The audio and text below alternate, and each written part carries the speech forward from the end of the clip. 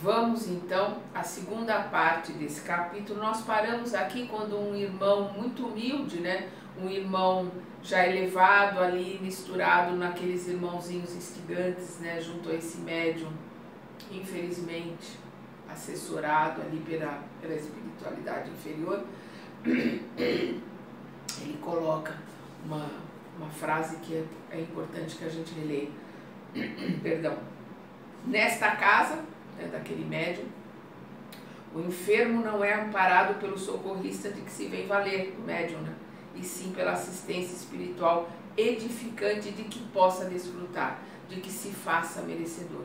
Então, quem vai ali depende da ajuda daqueles bons que estão com ele, que ele tem junto por merecer, para que ele não seja influenciado, para que ele não saia dali, né, com os miasmas, com as influências deletérias dos irmãozinhos instigantes que trabalham junto com o médium.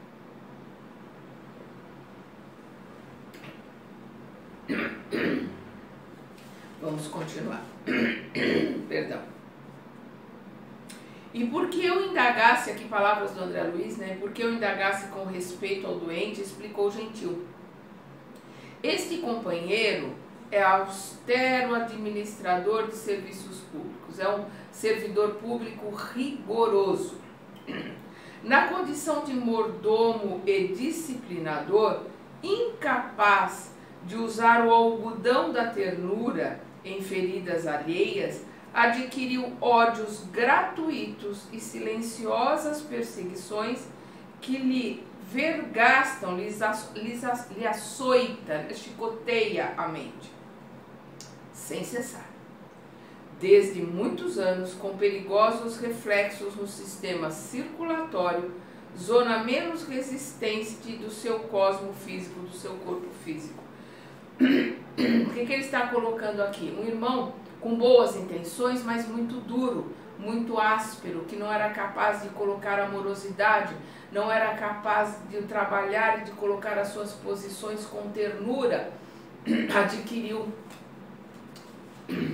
raivas, né, ódios das pessoas que se sentiram maltratadas, feridas por ele, e isso atingiu a sua parte mais fraca, que é o seu sistema circulatório, né? Que é a zona mais fraca do organismo dele. Lutando desassombrado por reajustar a concepção de funcionários relapsos, mas sem armas de amor na própria defensiva, sem amorosidade, né? Sem uma religiosidade verdadeira, um trabalho mais fraterno, né? Apresenta consideráveis prejuízos nas veias coronárias, né, nas veias do coração.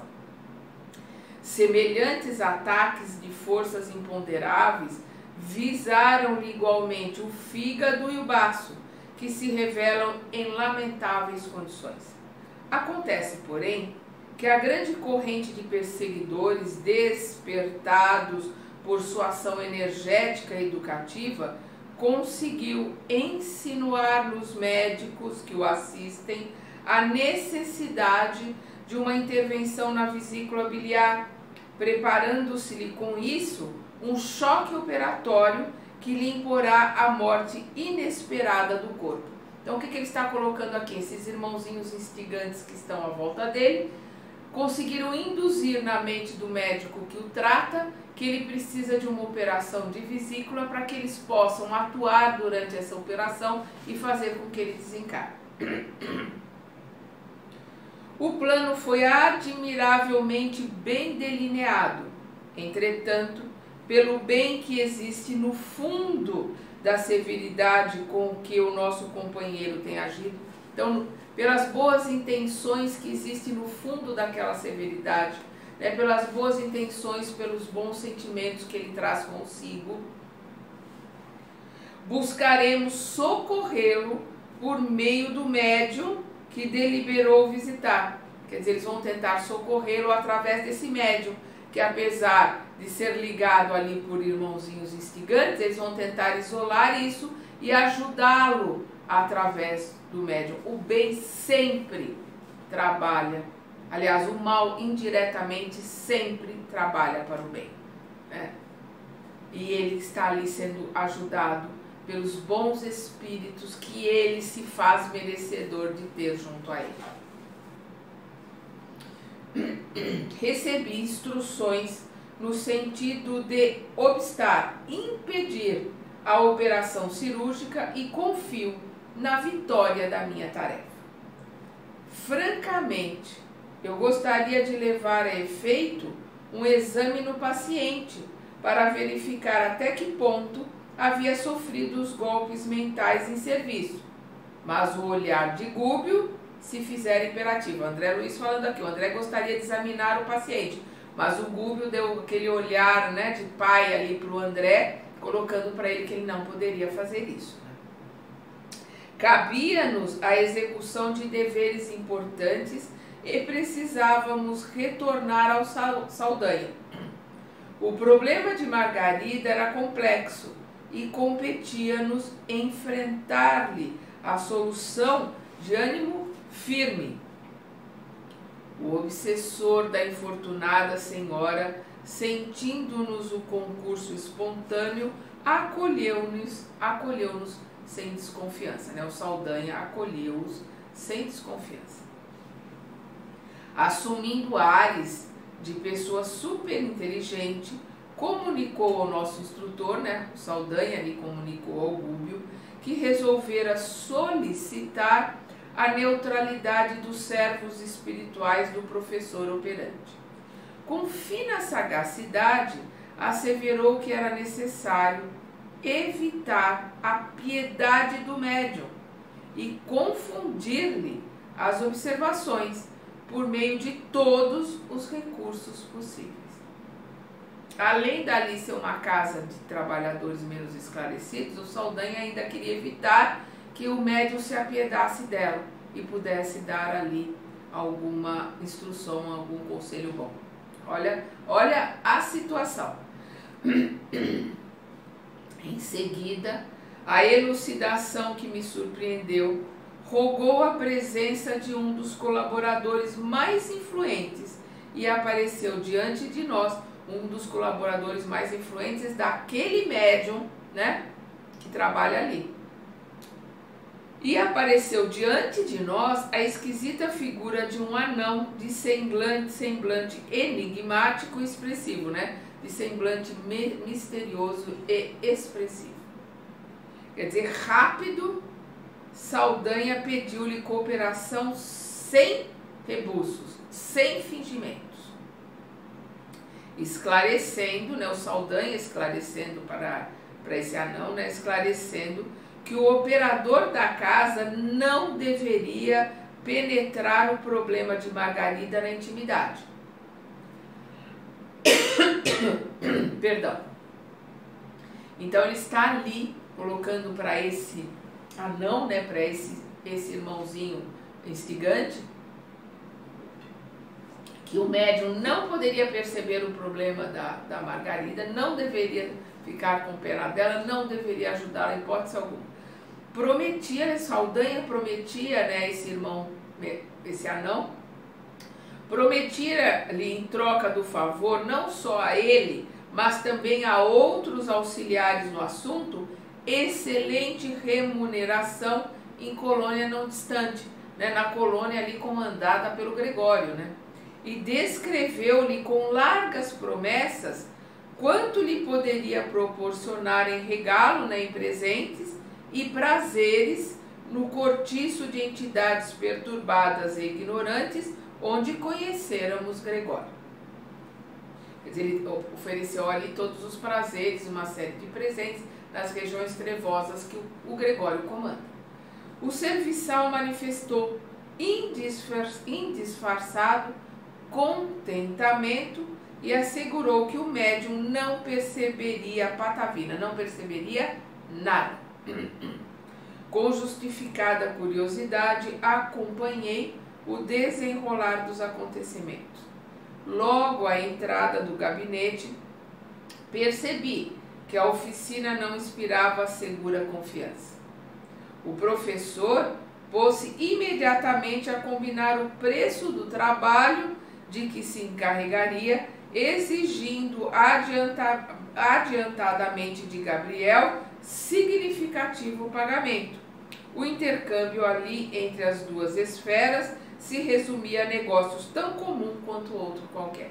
Então, Gabriel, marido da Margarida, acertou ali o pagamento, pagou em dinheiro para este médium, enquanto o Saldanha pagou para o assessor imediato desse médium, o chefe, né, da falange ali dos trabalhadores menos desenvolvidos, também acertou com ele, né, presentes, prazeres lá nas regiões do Saldanha. Então acertou-se pagamentos em ambos os lados, no lado dos encarnados e do lado dos desencarnados. Sem detença, reconheci que o médium, se podia controlar de algum modo os espíritos que se alimentavam do seu esforço, era também facilmente controlado por eles. Então, se ele exercia algum controle sobre aqueles espíritos também o controlavam e o manipulavam.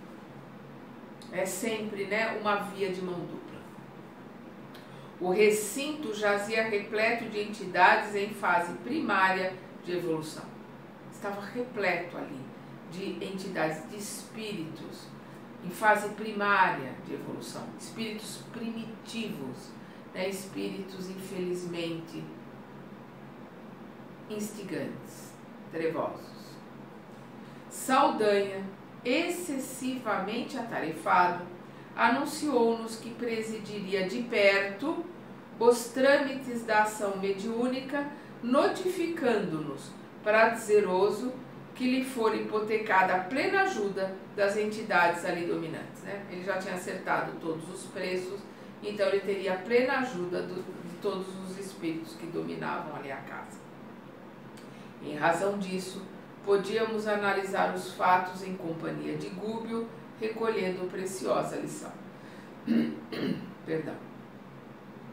Depois de visivelmente satisfeito no acordo financeiro estabelecido, colocou-se o vidente em profunda concentração e notei o fluxo de energias a emanarem dele por todos os poros, mas muito particularmente da boca, das narinas, dos ouvidos e do peito. Então, o que nós estamos vendo aqui? Ele emanava ectoplasma, né? O ectoplasma é formado na nossa célula. Então, ele emanava esse ectoplasma por todos os orifícios, né? O nariz, a boca, os ouvidos. Aquela força semelhante a vapor fino e sutil, como que povoava o ambiente acanhado, e reparei que as individualidades de ordem primária ou retardadas que coadjuvavam o médium, né, que cooperavam com o médium em suas incursões em nosso plano, né, no plano espiritual, absorviam-na a longos haustos, né? Então eles sugavam, bebiam, respiravam o ectoplasma que esse médium emanava, se alimentavam, né, desse ectoplasma, sustentando-se dela, né, se alimentando dela, quanto se nutre o homem comum de proteína, carboidratos e vitaminas. Examinando a paisagem, Gúbio esclareceu-nos em voz imperceptível aos demais, né, falando ali baixíssimo.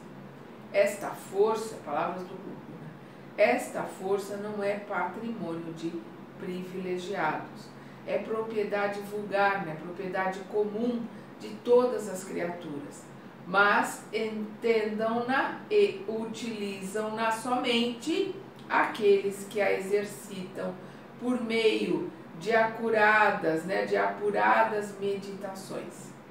É o espíritos subtilíssimos, né, de Newton, né, o espírito sublime, né, subliminar de Newton, o fluido magnético, né, o magnetismo de Mesmer, a emanação ódica de Reichenbach, né? Não importa o nome que o cientista dê, mas o ectoplasma é produzido por todos nós, né?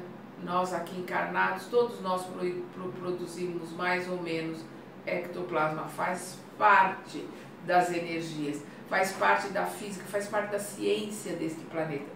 Por isso ele está se referindo aqui a Newton, a Mesmer e a Reichenbach. No fundo, é energia plástica da mente, né, é plasmada, né, pela mente, que se acumula em si mesma, tomando ao fluido universal em que todas as correntes da vida se banham e se refazem nos mais diversos reinos da natureza dentro do universo. Todos nós produzimos ectoplasma nas nossas células, tomando energias do fluido universal, né? Do fluido de Deus, dos haustos de Deus. Cada ser vivo é um transformador dessa força, segundo o potencial receptivo e irradiante que lhe diz respeito. Nasce o homem e renasce centenas de vezes para aprender a usá-la, desenvolvê-la, enriquecê-la, sublimá-la, engrandecê-la e divinizá-la. Nós nascemos e renascemos para aprender a usar essas energias que nós produzimos, tirando da natureza, tirando do fluido universal, né, que existe na nossa volta, que o oriental chama de prana, né, que existe à nossa volta, nós encarnando e reencarnando sucessivas vezes. Se nós estudarmos, se nós aprendermos, se nós evoluirmos, nós vamos entendendo, aprendendo e manipulando cada vez mais essas energias. Para o bem ou para o mal, vai depender de qual é o vetor, né? Para que lado nós estamos encaminhando as energias e os estudos que estamos usufruindo aqui no nosso reencarne. Entretanto, na maioria das vezes, a criatura foge à luta que interpreta por sofrimento e aflição, quando é inestimável recurso de autoaprimoramento, adiando a própria santificação, caminho único de nossa aproximação do Criador. Então as pessoas, todos nós, na maioria das vezes, fugimos, né, do sofrimento, da aflição, fugimos das vicissitudes, que na verdade são atritos que nos lapidam, que nos aprimoram, para que possamos caminhar com as nossas próprias pernas de volta ao Criador. Perdão.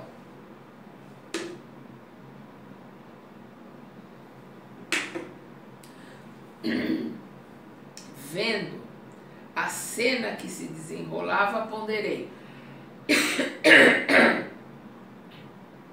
Perdão. É forçoso convir, né? É forçoso assumir, porém, que este vidente é vigoroso na instrumentalidade, quer dizer, ele é um médium vigoroso, é um médium com capacidade muito forte. Vamos lembrar que a mediunidade ostensiva, ela é física, ela é da matéria, e ele tem essa capacidade de vidência, ele é um médium, né, que tem todas essas capacidades. Ele está usando para o lado errado, né, para ganhar dinheiro, mas ele tem essas capacidades. A mediunidade é da matéria, ela é física. Então é forçoso admitir, porém, que este vidente é vigoroso na instrumentalidade, permanece em perfeito contato com os espíritos que o assistem e que encontram nele sólido sustentáculo. Sim, confirmou o orientador sereno, né? Sim, esclareceu Gubbio, né? Mas não vemos aqui qualquer sinal de sublimação na ordem moral. Então não vemos aqui qualquer sinal de elevação moral. Eles estão vendo ali uma grande capacidade mediúnica.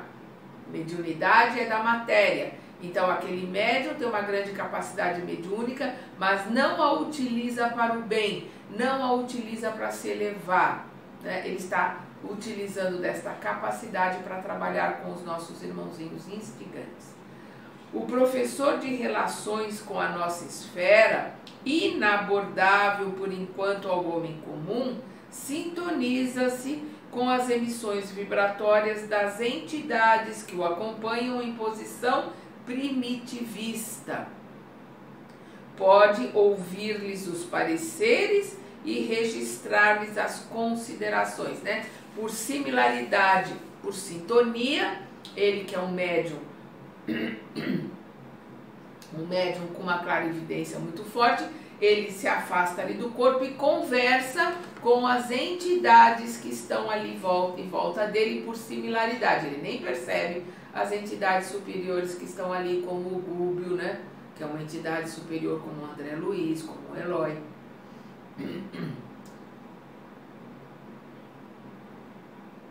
Entretanto, isto não basta, é isso que o Gúbio está dizendo, ele está em sintonia ali com as vibrações, com as entidades que o acercam, né? Entretanto, isso não basta.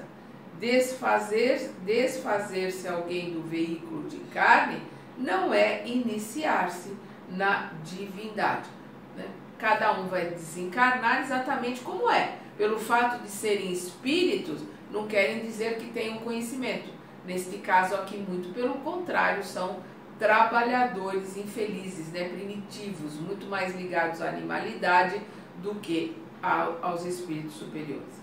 Há bilhões de espíritos em evolução que rodeiam os homens encarnados em todos os círculos de luta, muito inferiores em alguns casos a eles mesmos e que facilmente se convertem em instrumentos passivos dos seus desejos e paixões, né? Então, o que ele está falando aqui é que existem muito mais espíritos inferiores à nossa volta.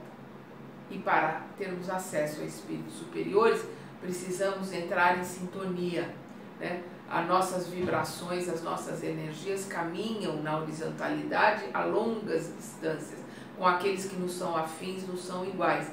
Então, dependendo da afinidade, estaremos em contato com espíritos trevosos. Mas qualquer um, esteja no ponto que estiver, quando se coloca em oração, se coloca em prece, desejando realmente se conectar com espíritos superiores, ele vai mudar de energia e mudar de vibração e se conectar com o seu mentor, se conectar com a sua família espiritual mais elevada, que estão em planos, pode ser ali um pouquinho só superiores aos dele, mas no momento que ele entra em prece verdadeira, sentida, ele vai se conectar com esses espíritos melhores. Vamos lembrar ali André Luiz, né, quando permanecia ali no umbral, só quando ele fez uma prece sentida que ele realmente mudou os seus pensamentos, os seus sentimentos, é que ele pôde ver o clareza.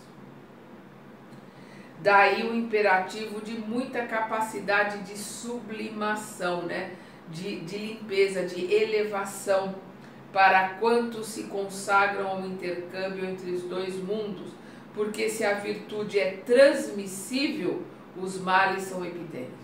Se nós podemos transmitir e assimilar virtudes, nós podemos transmitir energias boas, magnetismo, né? Nós podemos dar passes, transmitindo os nossos melhores sentimentos, nós podemos receber passes, recebendo os melhores sentimentos de encarnados e desencarnados que estão à nossa volta. Os males são epidêmicos, se transmitem numa rapidez muito grande, né? Nós estamos aqui vivendo uma pandemia, sabemos na pele, sentimos na pele o que é uma pandemia.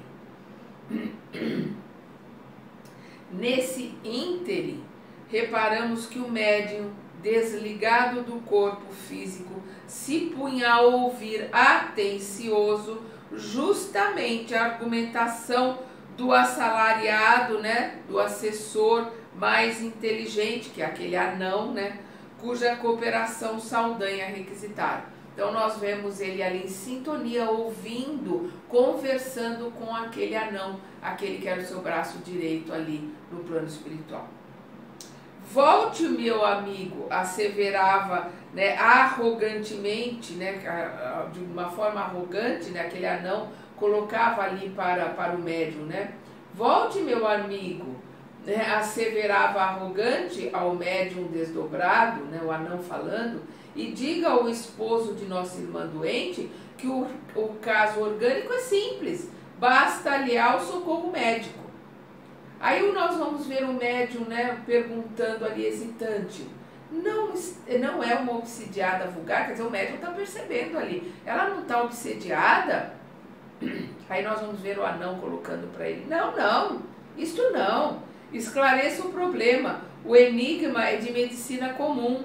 Sistema nervoso em frangalhos. Esta senhora é candidata aos choques da casa de saúde. Nada mais. Aí nós vamos ver o médium de novo se dirigindo, né, ao seu guia, né, o espírito, aquele anão ali. Não seria lícito algo tentar em favor dela? Então nós vamos vendo ali a boa vontade, né, o médium ali se apiedando, né, com boa vontade em relação a ela.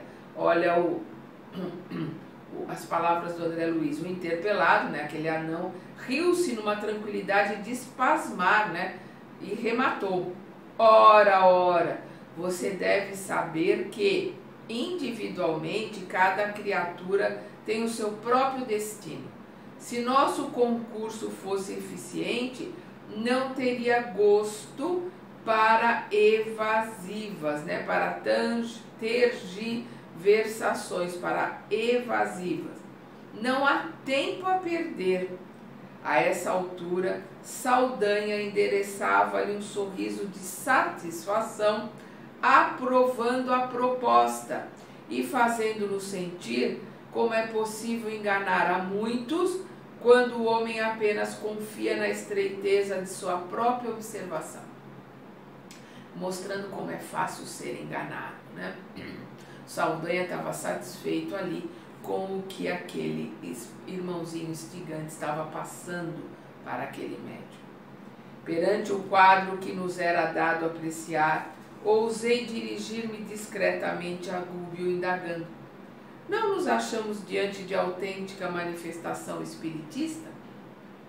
Ou seja, não estamos vendo ali uma clarividência verdadeira, uma manifestação espírita verdadeira? Aí nós vamos ver a resposta do Gúbio. Né? Sim, confirmou em tom grave, à frente de legítimo fenômeno, dentro do qual uma individualidade encarnada recebe os pareceres de outra ausente do envoltório carnal. Quer dizer, uma comunicação entre um encarnado e um espírito desencarnado. Entretanto, André, os companheiros de ideal cristão, corporificados na crosta da terra, vão compreendendo agora que o fenômeno em si é tão rebelde quanto o rio encaixoeirado que rola a esmo, sem comportas, sem disciplina. O fenômeno em si é sem comporta, é sem disciplina. Jamais endossaremos um espiritismo dogmático e intolerante.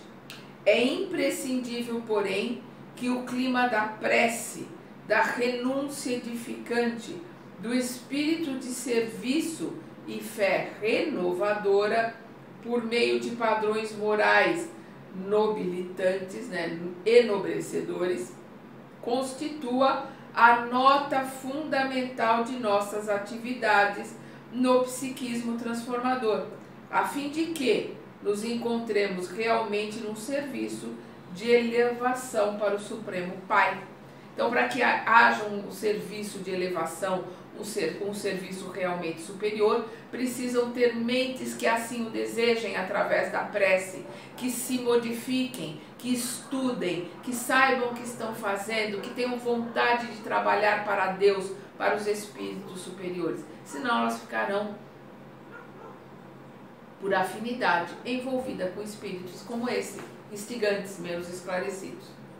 Temos aqui um médium de possibilidades ricas e extensas, que, pelo simples comércio vulgar a que reduziu a movimentação de suas faculdades, não acorda impressões construtivas naqueles que o buscam. Pode ser um cooperador valioso em certas circunstâncias, mas não é o trabalhador ideal suscetível de provocar o interesse de grandes benfeitores da vida superior. Estes não se animariam a comprometer, os trabalhadores do mundo superior, os espíritos superiores, não se animariam a comprometer grandes instruções por intermédio de servidores bem intencionados, embora que não vacilam em vender as essências divinas em troca de recursos amoedados da luta comum. Espíritos superiores jamais trabalhariam com médiuns que trabalham por dinheiro, né? Quem trabalha por dinheiro trabalha por qualquer coisa, como nós vimos aqui os espíritos ali fazerem o que o Saldanha queriam pelos prazeres, pelos presentes que vão receber nas furnas, né, do Gregório. O caminho da oração e do sacrifício é, portanto, indispensável ainda quanto se propõe dignificar a vida. A prece sentida aumenta o potencial radiante da mente, dilatando-lhe as energias e enobrecendo-as, enquanto a renúncia e a bondade educam a todos o que se lhes acercam da fonte enraizada no sumo bem. Então, é a vontade de se modificar, de se melhorar e principalmente a religação através da prece com os planos superiores que fazem toda a diferença em qualquer estudo, em qualquer trabalho mediúnico, em qualquer trabalho que se diz para o bem, que se diz com os planos superiores. Nenhum plano superior vai trabalhar num lugar que se movimenta interesses baixos ou que se movimenta dinheiro, onde a prece é da boca para fora, né? São palavras vazias, é a prece sentida, é a energização, a imantação de fluidos elevados no ambiente que faz toda a diferença entre um trabalho do médium com o bem e de um trabalho de um médium com os nossos irmãozinhos instigantes. É a energia, é a oração, é a caridade, a fraternidade que vai se sentir e fazer toda a diferença. Não basta dessa maneira exteriorizar a força mental de que todos somos dotados e mobilizados. É indispensável, acima de tudo, imprimir-lhe direção divina. Energia é sempre energia. Ela não é boa nem má. Vai depender do vetor, vai depender daquele que está ali direcionando esta energia. Então, uma grande energia pode ser direcionada para o bem, para a cura, para a elevação. Esta mesma grande energia pode ser direcionada para o mal, para a destruição. Nós estamos vendo aqui uma grande energia, que é a energia do Gregório, lá da onde ele está, ele nem precisa sair dali, direcionada para destruir a Margarida. É uma grande energia, que se fosse direcionada para o bem, seria para a cura, para grandes milagres. Mas essa grande energia está direcionada para o mal. A energia não é boa nem má, energia é energia. Ela atende às leis da física, às leis da natureza. O que vai fazer essa energia ser trabalhada para o bem é a intenção, é a vontade daquele que manipula essa energia.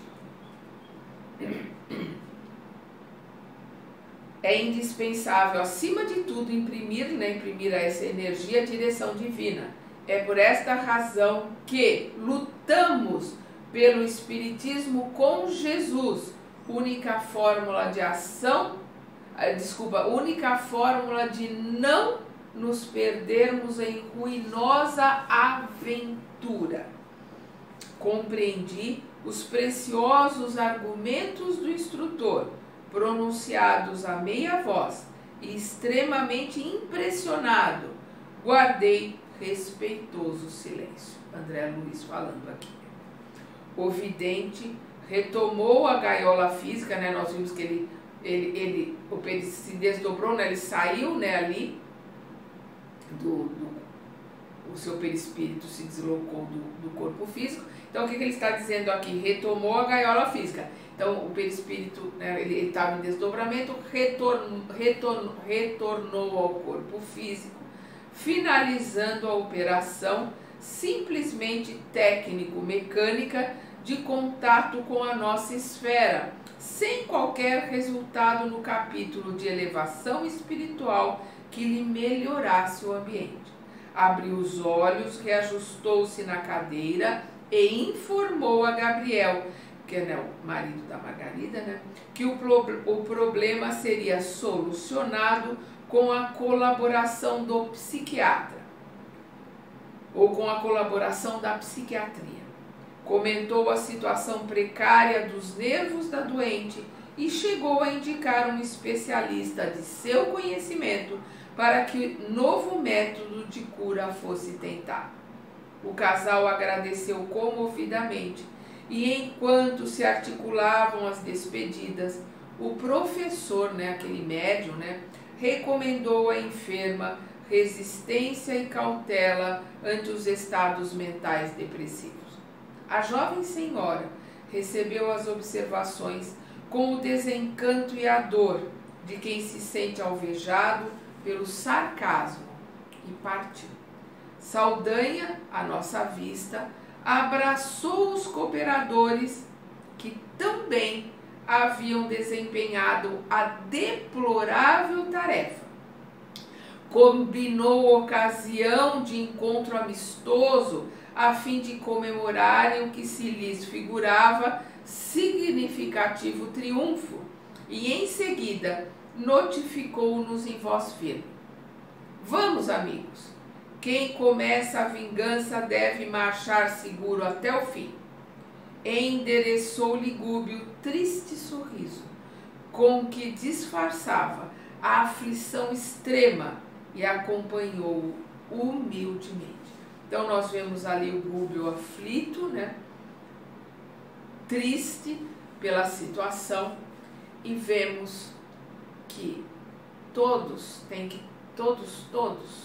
temos que tomar muito cuidado com essas celebridades, com esses pseudos trabalhadores de Deus, pseudos trabalhadores do Mestre, que ganham dinheiro, que ganham fama, que ganham, às vezes não cobram diretamente em dinheiro, mas ganham favores, ganham presentes, né? Ganham fama e a vaidade.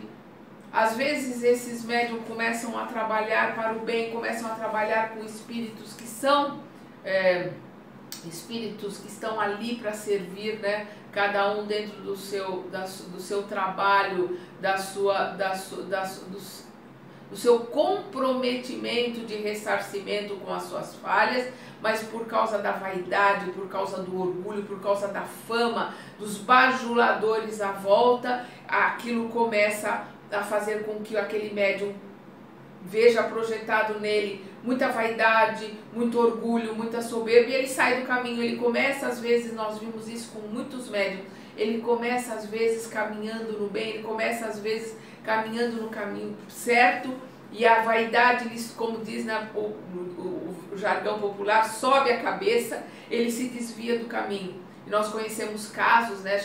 Chico Xavier comenta de casos de um muito conhecido, muito famoso, que a própria espiritualidade o arrebatou, né? A própria espiritualidade tirou do corpo físico, fez com que ele desencarnasse, porque ele tinha méritos, ele tinha feito coisas muito boas, ele merecia continuar no caminho do bem, e ele estava se desvirtuando por causa da vaidade. Ele não estava sabendo lidar com os bajuladores que faziam com que ele tomasse atitudes, ele não ganhava diretamente, né? Ele não recebia diretamente, mas ele estava seguindo esses bajuladores que construíram hotéis, construíram pousadas ali em volta dele, e ele pedia para as pessoas ficarem, para poderem receberem mais auxílios, quer dizer, na ingenuidade, mas com a sua vaidade muito exacerbada por esses bajuladores, o plano espiritual retirou ele do corpo antes que ele enfiasse os pés pelas mãos por causa da vaidade do orgulho. Então, vamos continuar estudando e aprendendo no próximo capítulo deste livro.